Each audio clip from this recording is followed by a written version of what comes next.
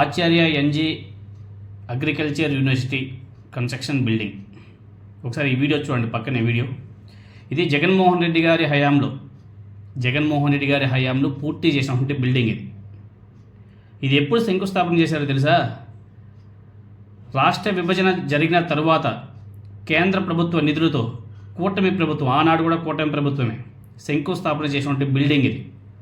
2019 వరకు నారా చంద్రబాబు నాయుడు గారు నిధులు లేవని చెప్పేసి ఆపేశాడు, కన్స్ట్రక్షన్ పూర్తిగా ఆపేశాడు. 2019 తర్వాత జగన్మోహన్ రెడ్డి గారి హయాంలో దీన్ని చాలా ప్రెస్టీజియస్గా తీసుకొని కేంద్ర ప్రభుత్వం దగ్గర నుంచి నిధులు రాబట్టుకొని అదేవిధంగా స్టేట్ గవర్నమెంట్ కూడా కొంచెం నిధులు వేసి పూర్తి చేసినటువంటి బిల్డింగ్ జగన్మోహన్ రెడ్డి గారి హయాంలో పూర్తి చేసినటువంటి బిల్డింగ్ ఇది.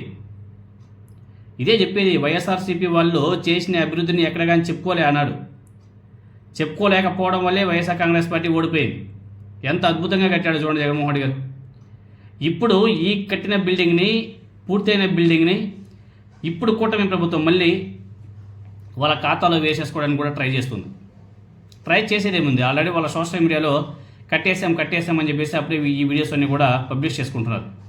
ఈ బిల్డింగ్ పూర్తి చేసింది జగన్మోహన్ రెడ్డి గారు ముఖ్యమంత్రిగా ఉన్నప్పుడు. మీకు అందరికీ తెలుసు, గత 10 నెలల్లో వీళ్ళు చేసింది ఏమీ లేదని చెప్పేసి ప్రతి ఒక్కరికి కూడా తెలుసు. కాబట్టి ఇది కూడా వాళ్ళ ఖాతాలో వేసుకుంటున్నారు. కాబట్టి మీకు చాలా స్పష్టంగా చూపిస్తున్నాం. ఎందుకంటే ఈనాడులోనే రాశారు 2018 ఎండింగ్లో ఈనాడు వాళ్ళే పెద్ద కథనం రాశారు. ఈ బిల్డింగ్ కూటమి ప్రభుత్వం చేతులు తీసింది, డబ్బులు లేవని చెప్పేసి చేతులు తీసింది, ఫండ్స్ లేదని చెప్పేసి చేతులు తీసిందని చెప్పేసి ఈనాడులోనే ఒక పెద్ద కథనం రాశారు. ఒకసారి ఈనాడు వాళ్ళు చెప్పింది కూడా ఒకసారి మీరంతా కూడా వినండి. అన్యాయమైన విభజన, అంతులేని కష్టాలు, దిక్కుతోచని స్థితి. అలాంటి ఆపత్కాలంలో ఆంధ్రప్రదేశ్కు అండగా ఉంటామన్నారు. చట్టంలో చెప్పినవన్నీ చేస్తామన్నారు. ఇక ఇబ్బందులే ఉండవన్నంత ఊరడింపు కలిగేలా చాలా సంస్థలకు శంకుస్థాపనలు పూర్తి చేశారు. కొన్ని నిధులు విధించారు, అంతే అక్కడితో సరిపెట్టారు. ఆ తర్వాత పట్టించుకోవడమే మానేశారు. ఆపన్న హస్తం అందించమని వేడుకున్నా కనికరించలేదు. లెక్కలేని వంకలు పెడుతూ అదిగో ఇదిగో అంటూ దాటవేస్తున్నారు. 4 ఏళ్ల కేంద్ర ప్రభుత్వ వివక్షకు తార్కాణంగా 1 అడుగు ముందుకు 2 అడుగులు వెనక్కు అన్నట్లు తయారైంది జాతీయ విద్యా సంస్థల పరిస్థితి. ఆచార్య ఎన్జీ రంగా వర్సిటీ అందుకో ఉదాహరణ. విభజన జరిగి 4 ఏళ్లైనా కూడా ఇప్పటికీ ఈ విశ్వవిద్యాలయానికి సంబంధించినటువంటి శాశ్వత భవనాలు సమకూరలేదు. వ్యవసాయ విశ్వవిద్యాలయానికి సంబంధించినటువంటి కార్యకలాపాలన్నీ కూడా చాలా వరకు అద్దె భవనాల్లో కొనసాగుతున్నాయి. పరిపాలనా భవనం ఒక అతిథి గృహంలో నడుస్తోంది. ఇప్పటి వరకు ఉన్నటువంటి 100 కోట్ల వ్యయంతో ఈ మధ్యన నిర్మాణాలు ప్రారంభమయ్యాయి. అవి ఏ స్థాయిలో ఉన్నాయో ఇప్పుడు చూద్దాం. తుడుపుగా కొన్ని పరిశోధనా సంస్థలు, కళాశాలల్ని ఆంధ్రప్రదేశ్కు తరలించారు. గుంటూరులోని ప్రైవేటు భవనంలో తాత్కాలిక పరిపాలనా భవనం ఏర్పాటు చేశారు.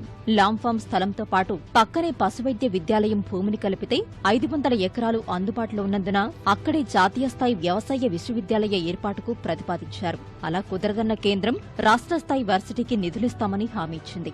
డీపీఆర్ పంపమంది.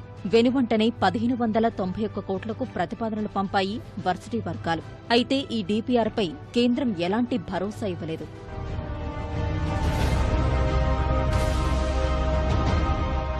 అలాంటి స్థితిలోనే 3 ఏళ్ల కిందట కేంద్ర వ్యవసాయ శాఖ మంత్రి రాధామోహన్ సింగ్ స్వయంగా విచ్చేశారు. రాష్ట్ర ప్రభుత్వం ప్రతిపాదించిన లాంఫామ్లో వ్యవసాయ వర్సిటీకి ఘనంగా శంకుస్థాపన చేశారు. ఇక అంతే సంగతులన్నట్లు నిధుల విషయమే మర్చారు. పురోగతిని పట్టించుకోవడం మానేశారు. చెవిన ఇల్లు కట్టుకుని పోరుతూ ఉంటే 3 ఏళ్లలో 3 విడతలుగా 130 కోట్లిచ్చి చేతులు దులుపుకుంది కేంద్ర సర్కార్. అందులోని 100 కోట్లతో పరిపాలనా భవనం నిర్మించాలని భావిస్తే డిజైన్ల తయారీకి ఏడాది పట్టింది. ఎట్టకేలకు పనులు మొదలయ్యాయి. పొరవడింది. 1.5 ఏళ్ల పాటు కనీసం వీసీని కూడా నియమించలేదు. ప్రభుత్వం మాట మేరకు 500 ఎకరాల స్థలమిచ్చేందుకు వెటర్నరీ వర్సిటీ కూడా సిద్ధపడలేదు. అలా 2 ఏళ్లు కొనసాగింది వివాదం. చివరికి 100 ఎకరాలు ఇప్పించింది. విశ్వవిద్యాలయ ప్రాంతీయ పరిశోధనా కేంద్రం స్థలంతో కలిపి మొత్తం 200 ఎకరాలు సమకూరింది. యూనివర్సిటీ పెట్టడానికి సుమారుగా ఒక 500 ఎకరాలు ఉండాలనే ఉద్దేశంతో దానికి ప్రయత్నాలు జరిగినాయి, కానీ అది పూర్తిగా సఫలీకృతం కాలేదు. ప్రస్తుతానికైతే యూనివర్సిటీ ఎస్టాబ్లిష్ చేయడానికి మనకి చేతిలో ఒక 100 ఎకరాలు ఉంది.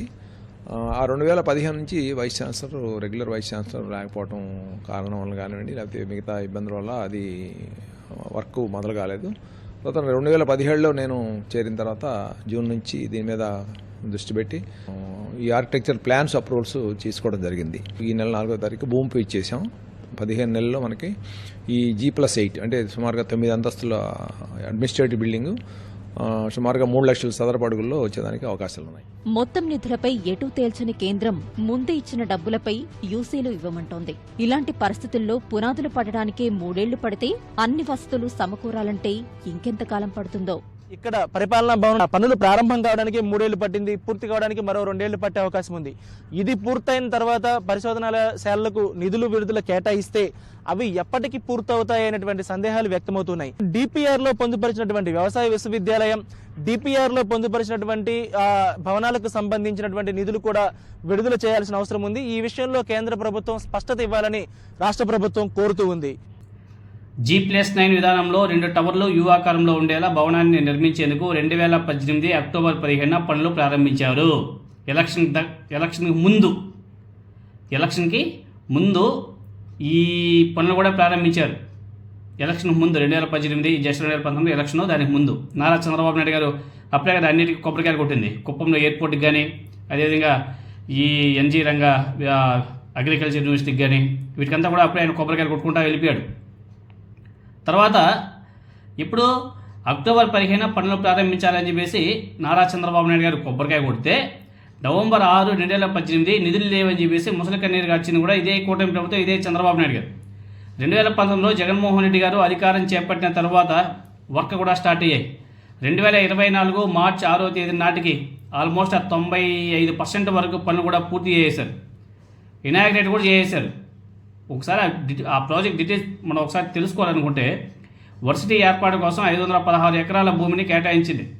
నిర్మాణానికి 1500 కోట్లతో డిపిఆర్ రూపొందించి కేంద్రానికి కూడా పంపించింది. కేంద్రం తొలి దశలో 135 కోట్లు ఇచ్చింది. ఇందులో 110 కోట్లతో ప్రధాన పరిపాలనా భవన నిర్మాణం కూడా ప్రారంభించారు. చెప్పాలా, వీటన్నిటి కూడా చెప్పుకోకపోతే ఎట్లా? వైసీపీ వాళ్ళకి వచ్చిన ఒక ఇదేమంటే చేసింది కూడా చెప్పుకోలేరు. ఎప్పుడు చూసినా కూటమి ప్రభుత్వం మీద విమర్శలు చేసే పనిలోనే ఉంటారు, కానీ చేసిన అభివృద్ధిని కూడా చెప్పుకోండి. అది చెప్పుకోవట్లేదే. అవే కదా ఇంపార్టెంట్ ప్రజలకి. వీళ్ళే కదా గతంలో ఇదే తెలుగుదేశం జనసేన పార్టీ వాళ్ళగా చెప్పింది జగన్మోహన్ రెడ్డి గారు అప్పులు చేసి పనిచేశాడు అనేసి. పంచిన దాని గురించి ఒక నెగిటివ్గా తీసుకెళ్లారు తప్ప జగన్మోహన్ రెడ్డి గారు చేసినటువంటి అభివృద్ధిని ఎక్కడా కానీ చెప్పుకోలే. అటు పార్టీ నాయకులు చెప్పుకోలే, అటు జగన్మోహన్ రెడ్డి గారు చెప్పుకోలే, వాళ్ళ పార్టీ క్యాడర్ కూడా చెప్పుకోలే, వాళ్ళ సోషల్ మీడియాలో చెప్పలే. పై నుంచి కింది వరకు ఎవ్వరు చెప్పుకోలే. ఎప్పుడో 6 నెలలకు ఒక రోజు ఒక మీటింగ్ పెడతారో ఆ మీటింగ్లో సంక్షేమ పథకాల గురించి వివరించారే తప్ప ఇదిగో మేము పలానా అభివృద్ధి చేశాం, ఇక్కడ చేసాం, ఇన్ని కోట్లు ఖర్చు పెట్టాం, ఇదిగో చూడండి ఇలా ఉంది అని చెప్పేసి ఏనాడు ఎవరు కూడా చెప్పుకోలే. వీళ్ళు ప్రతిసారి కూడా నవరత్నాలు అంటూనే పోయారు తప్ప అభివృద్ధి ఎంత చేసింది మొత్తం కూడా వెనకబడిపోయింది, కంటికి కనిపించి కూడా పోయింది. ఈ నవరత్నాలను బాగా ఫోకస్ చేసే లోపు ఆ కూటమి నాయకులు అంటే తెలుగుదేశం పార్టీ జనసేన పార్టీ వాళ్ళు కూడా ఏముంది అప్పు చేశారు, పంచాడు, ఎవరి డబ్బులు, జగన్మోహన్ రెడ్డి గారు ప్యాలెస్ని తీసుకొచ్చారు, ఆ డబ్బులు మా డబ్బులే కదా, మాకే కదా పంచుతున్నాడు అని చెప్పేసి అవన్నీ కూడా ప్రజల్లోకి బాగా ఎక్కించేశారు దాన్ని. వాళ్ళ ఎల్లో మీడియా, వాళ్ళ social media, TDP, Janasena, BJP, ఇంకా ఎక్కడెక్కడెక్కడో నుంచి ఎవరెవరో వచ్చారు హీరోలు, సినీ ఇండస్ట్రీ నుంచి. అక్కడ వాళ్ళు ఇంకా అదొక హై లెవెల్ రీల్స్ చేశారు, ఇన్స్టాగ్రామ్లో, ఫేస్బుక్లలో బేవచ్చం చేశారు. ఇవన్నీ కూడా జనాలకు బాగా ఎక్కిపోయింది. మా డబ్బులే కదా జగన్మోహన్ గారు పంచుతున్నాడు, మా డబ్బులే కదా జగన్మోహన్ గారు పంచుతున్నాడు అని చెప్పేసి చెప్పుకున్నారు. ఇటువంటి అభివృద్ధిని కూడా చూపించి ఉంటే ఆనాడు ఎంతో బ్రహ్మాండంగా ఉండేది.